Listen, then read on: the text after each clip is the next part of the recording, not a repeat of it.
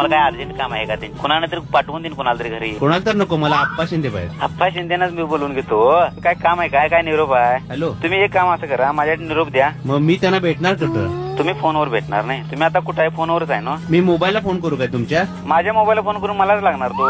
पण तुम्ही आता दुकानात घरी जाणार आहे ना? होय. तोपर्यंत मग ते दुकानात बसणार काय? हो, मी गेल्याशिवाय तिने कसं येणार. मग मोबाईल त्यांच्याकडे देणार काय तुम्ही? हा देतो ना. नंबर सांगू काय मी? मग दुकानात कोण बसणार त्यावेळेला? अहो दुकानात कोण बसणार नाहीये. मग जाताय घरी? तुम्ही सांगितला तर जातो, नसेल तर तुम्ही थोड्या वेळाने फोन करा, त्यांनी भेटतात. मोबाईलला करू? नाही आता कॉइन बॉक्सला करा तुम्ही फोन. पण मग तो घरी लागणार नाही ना फोन? तुम्हाला नेमकं काय सांगायचं म्हणजे तुम्हाला काय तुम्हाला मला वडिलांना त्यांना भेटायचं आहे. तुम्ही कोण बोलताय आता मला शंका या लागल्या.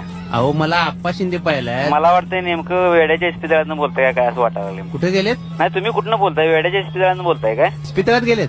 अहो आपण कोण बोलताय? जरा मला तुमची ओळख मला लागाय नाही. अहो तुम्ही खुळ्यातच काढायला आम्हाला. अहो तुम्ही आम्हाला खुळ्यात काढायला, आम्ही कुठं वेड्याच्या काढायला? इस्पितळात आलाय म्हणजे काय? अहो होय तसंच झालं की आता 4 वेळा परत म्हणताय फोन द्या आणि परत अहो, म्हणताय. पण माझं वय काय, तुमचं वय काय? आता तुमचं वय मला फोनवरनं कसं कळणार साहेब? वेड्याच्या इस्पितळात आहे म्हणजे काय बोलणं झालं सांगा बरं. आपल्याला सांगायला पाहिजे म्हणजे. मला तुम्ही बोलणं ऐकून हसायचं का रडायचं समजा. आता मग काय म्हणणार मी?